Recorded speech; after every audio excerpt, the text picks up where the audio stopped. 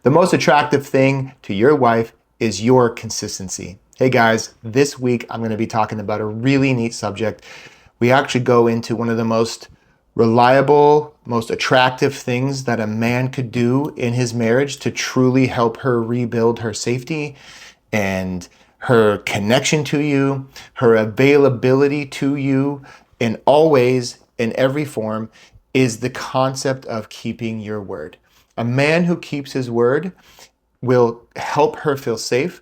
A man who keeps his word is the most attractive thing to a woman. I'm going to break that down, why it's so important, how it relates to a man keeping his word, how it relates to a woman keeping her word, and the surface level definitions of it, and then the deeper level definitions of keeping your word in this week's episode. So first of all, as you may have heard me talk about quite a few times, I have a whole course, and in that course I have 5 pillars, which is mindset, keeping your word, boundaries, armor, and massive action.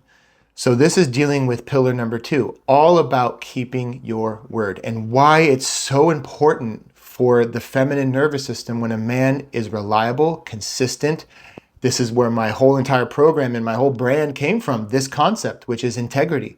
That is the definition of integrity in many ways, shapes, or form. It's deeper than integrity, because integrity means you stand up, you do the right thing, you're consistent, you're just an integral person.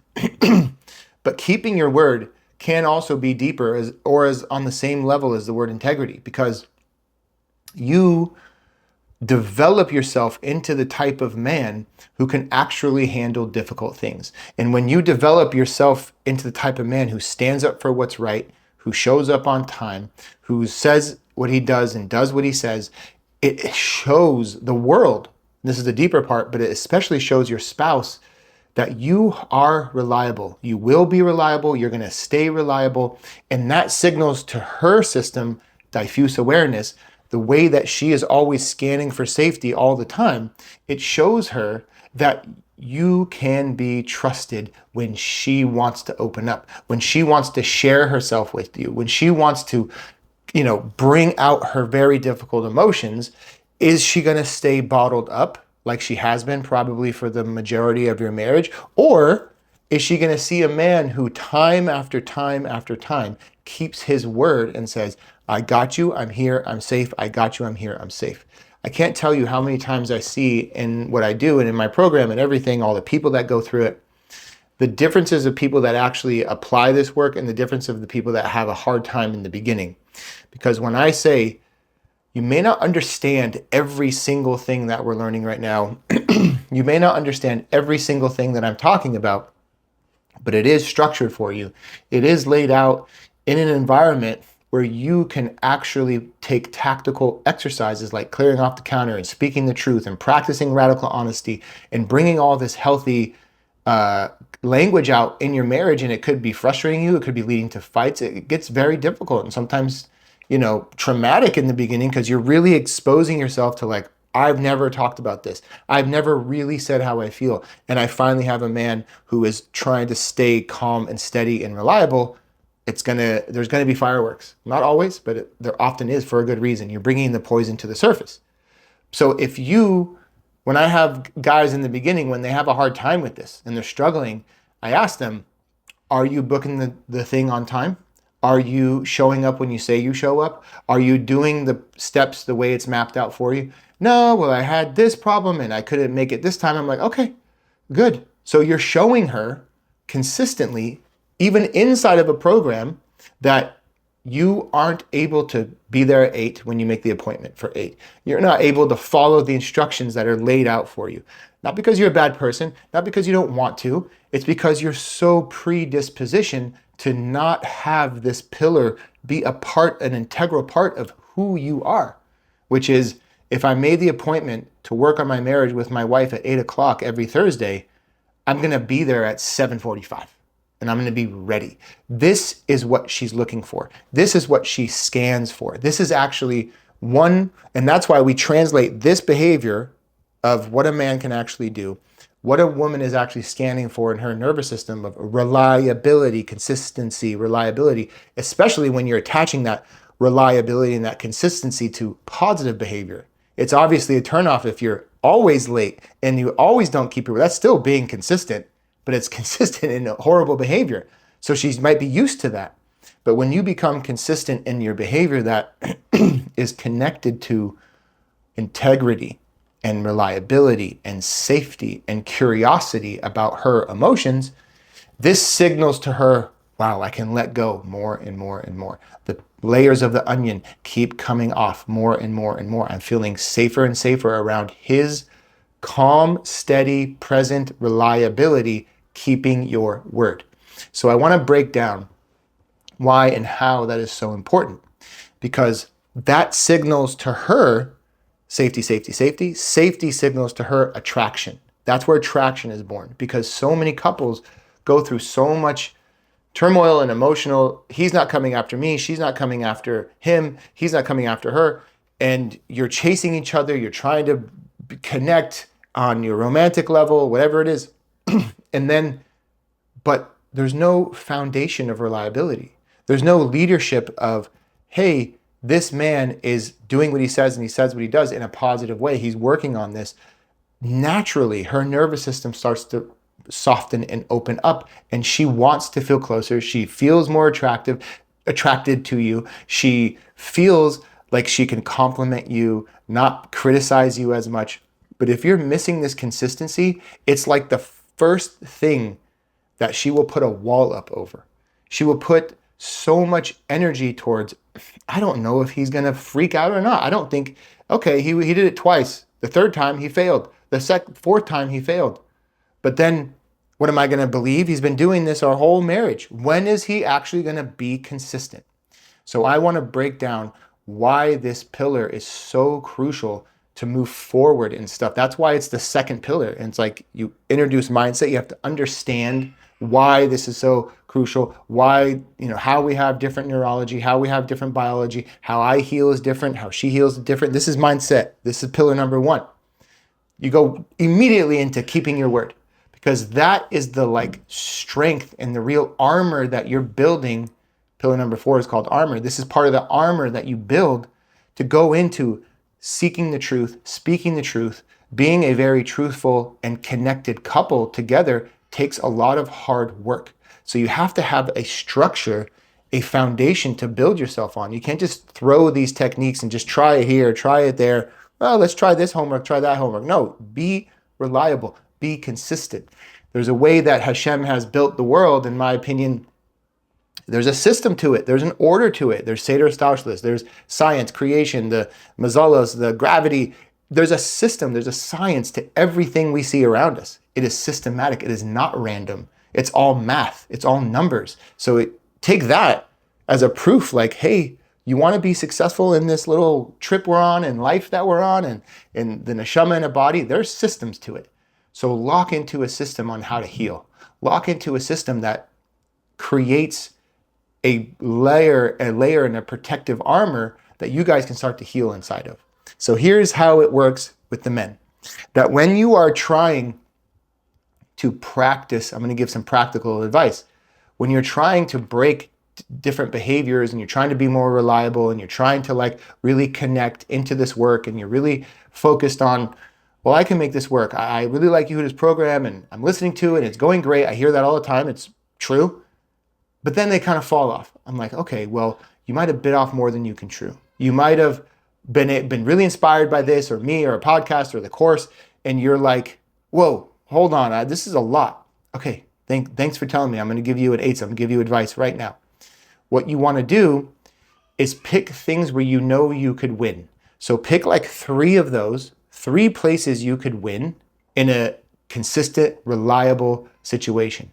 Then practice over communicating that with your wife. For example, if she always complains, he said he's going to be home in 30 minutes. He was home in 45 minutes. He was home an hour later. And it's just so unreliable. I'm waiting for him for 30 minutes because, again, her nervous system is taking you literal. She wants you to be home in 30 minutes. You're home in an hour. So instead of saying 30 minutes, which you mean and you want to do and you want to figure it out, say an hour and a half and be there in an hour. You want to give yourself room as you're refining your new neurological pathways. Give yourself grace. Don't overpromise. This is step 1 on being reliable, keeping your word. And then when you actually practice these small, what I call micro dosing versions of keeping your word and practicing over and over and over, take on bigger stuff. Take on something that is challenging. Say that you're going to put your phone down at dinner every single night and you know you might have clients or whatever, but practice 2 nights, 3 nights, ramp it up. You need to be consistent in the way that you're growing and working on yourself. If you can't do this with your own marriage and your own life and these picking apart the attraction, the connection to you, her safety for you will go out the window. And it happens in every marriage that I see this in. It happens to all of us. That when you are reliable, there is attraction. When you are unreliable, she loses attraction. Okay, so talking from the male's perspective, these are like, long story short, the advice there is like, take on little things, take on stuff that you can handle and win at. Get some wins, like take 3 of those wins that you know you can handle, and take like 1 or 2 more difficult, more challenging ones. And then you want to weed out the wins, do the easy ones you got on autopilot. Keep doing the easy ones. Take on more harder ones. Take on stuff that is more challenging for you. Say that I just worked a 12-hour day and you know what? I can come and put the kids to bed. I don't need to go rest for an hour before I help you with the kids. Try it once. And be clear with her. Let her know you're working on getting better. Be vulnerable about it. You've heard me talk about in other podcasts. Be vulnerable about your healing. Be open about it. Talk about it. I say to my wife all the time, I'm probably fumbling through today. I know we're kind of on edge a little bit, but I want you to know I'm learning, I'm training myself to do something new, and here it is. And just giving her that context, just giving her that ability to understand you more and feel you more within the relationship like that, it even helps her settle into, okay, cool. I love it when my man works on himself.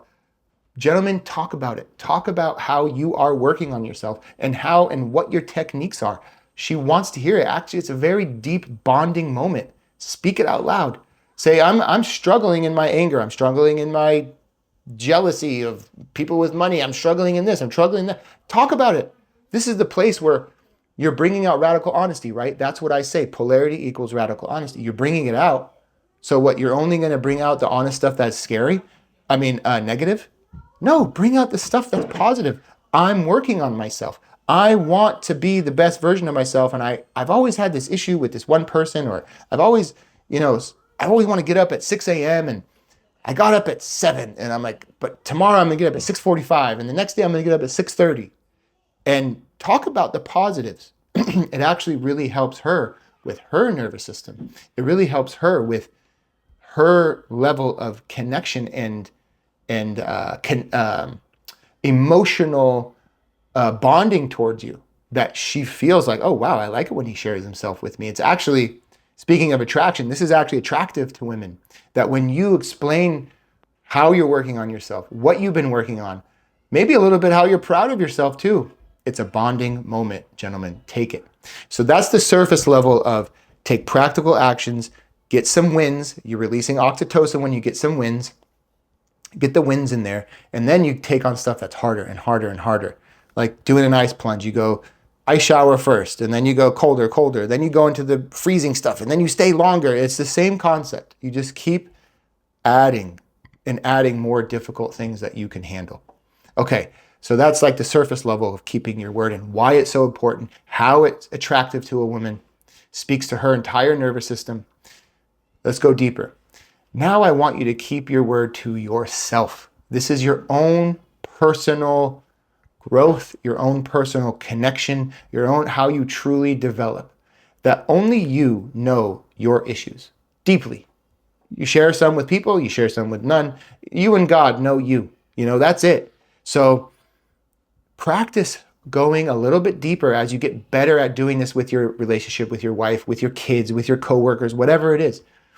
Get really good at keeping your word. Now, at the same time, in conjunction of doing that, do it internally. I know I really want to learn more. I want to learn more Torah. I know. I was supposed to do it 4 times this week. I did it twice. Only I know that. Practice keeping your word. Hold yourself accountable. work on things internally that you can eventually develop so well in that behavior patterns and that characteristics that you rewire yourself, it becomes external. The more you hold yourself deeply accountable internally, if you know your issues, like I said, frustration issues, I shut down quickly, or maybe I get too loud quickly. I want to learn more. I want to surround myself with more successful people so I can learn from them. I'm being, it's not a word I like using, but I don't know, the English word lazy, although I have debates about that word. Unmotivated, whatever. I'm not motivated. Something's blocking me. Have a moment in the morning, I recommend, during whatever morning prayers you do, and have a moment at night where you just really fully check in with yourself. You could do it anytime, 5 times throughout the day, I don't care. But I usually like morning and at night. It kind of starts the day, ends the day. And you kind of keep your word to yourself, and you start to heal and expose, be radically honest with yourself, expose, have a clearing off the counter with yourself. Where did I let myself down? What could I work harder on? What did I appreciate about myself? What were my celebrations? I'm so glad I helped this person today. I gave great advice today. You know what? I did learn 5 times today, or whatever, whatever it is. I did, and I'm stoked. Good job, Yehuda. You did great. And then go into the more negative or refinement aspects of what you want to do and how you want to approach your healing. So this is the surface level of keeping your word to yourself. The surface level of keeping your word to your spouse, your family. Pick actual things to practice on, especially with your wife. Now go deeper and do the internal work, the work that needs to be done inside. And that is the process. Speaking of systems earlier, Hashem loves these systems. Keep diligent with it. Keep your word that you're going to do it in the morning. Keep your word to yourself you're going to do it at night. Focus on it. Lock into it. This is how you slowly get better and better and better, because you're rewiring your neurological systems and it becomes who you are, and it's beautiful. Okay, let's go over to the feminine side. We established that keeping your word for a woman, meaning what she's receiving when a man keeps his word, he's reliable, he's consistent, he does what he says what he does, he works on himself, he stays composed because he said he would. I told him my issue on a clearing off the counter exercise. He's doing it. He's actually working on it. He's pausing. He's not getting defensive. She sees him molding himself into this type of man who can do these things and refine himself through these things. That's a turn on for her. So you might be listening to this and thinking, well, women have to keep their word the same way a man does. That's kind of true. But it's a little different. And I'll be honest with you. I have to study the science on this because I love quoting science as much as I can. I don't know the science on this, but I know the experience on this from A, being married to a woman, and B, thank God, being able to work with hundreds of couples that are both husband and wife. So I'm able to really observe something, that women in particular don't really have a hard time keeping their word in the sense of what we're talking about today. That they're pretty accurate. When they say they're going to be on time, it's not hard for their nervous system to sense it's important to be on time. When they say they're going to do something, it's generally, I'm talking about normal, healthy women here, which most people, at least the people I work with, are. There obviously are manipulative men and manipulative women where they lie a lot, don't keep their word, irreliable. I'm not talking about that. I'm talking about standard couples. That those women, I think it's probably because of their diffuse awareness. This is what I have to look up at the science. So I'm kind of guessing here, just taking a little leeway on guessing the science, that her nervous system feels the emotional pressure of being late, going back on your word. I said I was going to do something, I did it, or else I wouldn't have said it, because they feel that emotional pressure way more than men. Men can be like, oh, I said I did it, who cares? I said I'd do it, who cares? Men can do that. Women feel it. They feel it when their bill is unpaid. They feel it when something is not lined up with what she said, and it bothers them way differently than men. So I don't need a ton of pressure or advice to women, in my opinion. On this surface level subject, women don't really have a problem keeping their word. But I am going to turn the volume up a little bit on keeping her word to herself. And I'm not saying she lies to herself. Let me explain what I mean.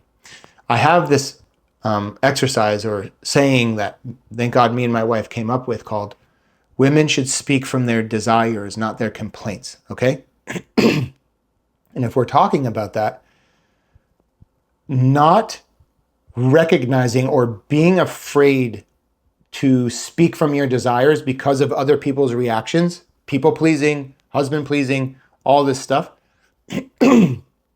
that's not, this is what I call, I'm not, take it or leave it. This is my definition. I call that not keeping her word to herself, meaning she's going back on the old scary patterns of, I better not upset him. I better not make him mad because, of his reaction. There's a level that in this pillar number 1, mindset, pillar number 2, keeping your word, that applies to women on a very deep level, that the exercises I talk to women about, the wives about, has to do with, are you staying true to your desires? Are you focusing more on what feeds you than anyone else? Obviously, kids are a little different, but even sometimes them, yes. That what is feeding you, Miss Wife? What are you staying true to? What are you staying on top of internally? To recognize and remember that your connection to yourself and your own personal healing outside the marriage, your own childhood trauma, your own marriage trauma, all rest on something very powerful, in my opinion, on pillar number 2, keeping your word. Are you staying dedicated to your little girl, your wounded child, your shadow self, whatever you want to call it? Are you staying and keeping your word to her? That from here on out, I am going to speak my desires, or I'm going to practice. I'm going to learn. I'm not going to walk on eggshells around my husband for sure, but everybody. I'm not going to play people's games.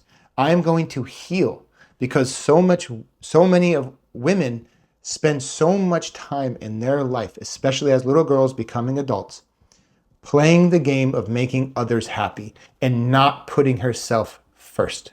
And it is so healing. It is so dramatically soothing when I say, what feeds you? What are your desires? Learn to speak from them. Learn to no longer people please and wear masks and be performative.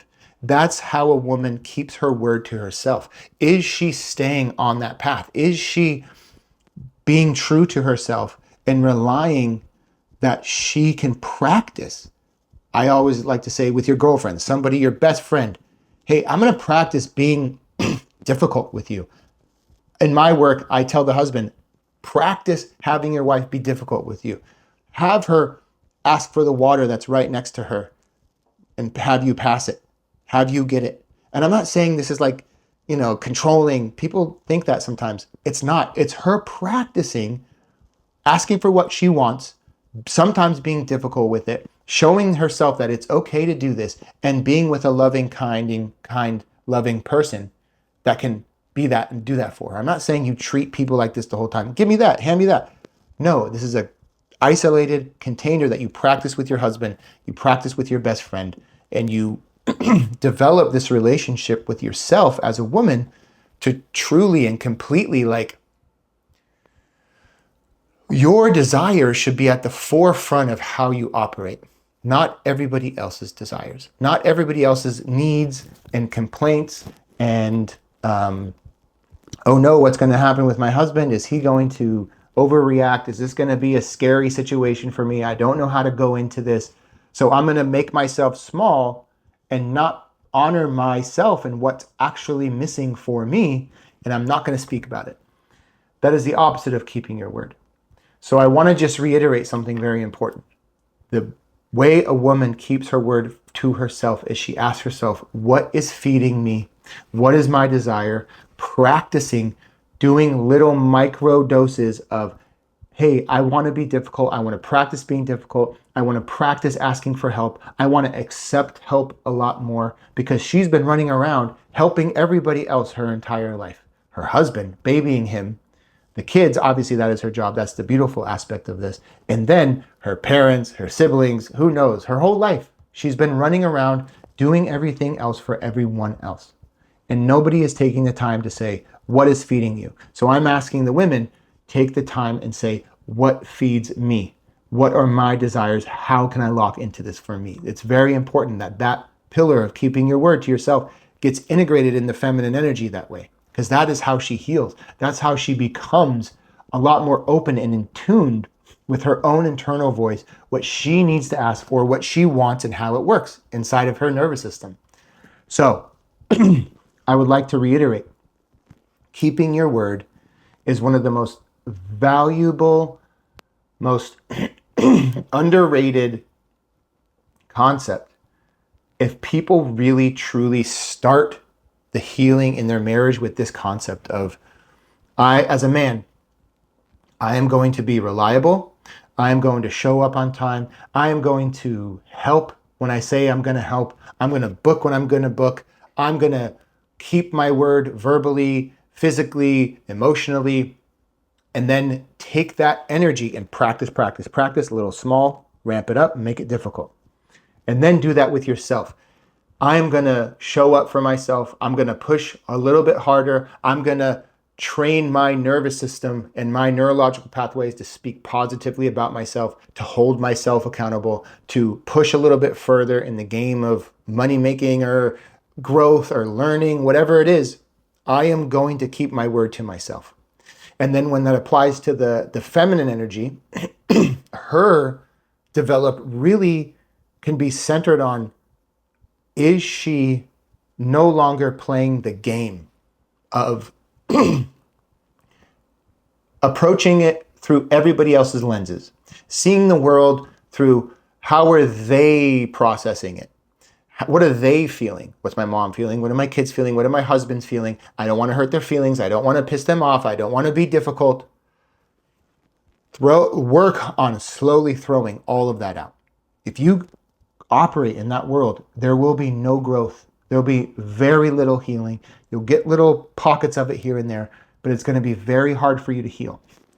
Instead, what you want to do is you bring yourself to, I matter. What feeds me? How do you practice this? How do you bring yourself to say, it's okay to ask for what I want. It's okay to receive somebody taking care of me. It's okay to step back and not solve everyone's problems. Let them solve it. Let him solve it. Step back and let your husband figure this out. He's got a problem. He's capable, but he goes to you every single time because you step in every single time. Say, you can figure it out.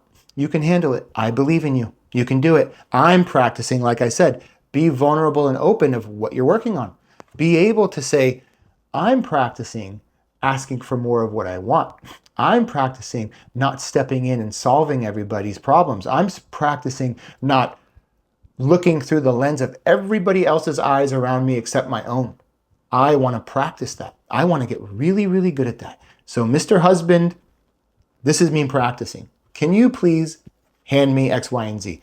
Can you please book more time with me instead of me chasing it all the time? I really appreciate all the hard work you're doing. I really appreciate all the connection you're working on for me. I see your efforts. Thank you. But I need you to do more. I want more because I want to connect to you more. I want to be more attracted to you. I love where this is going.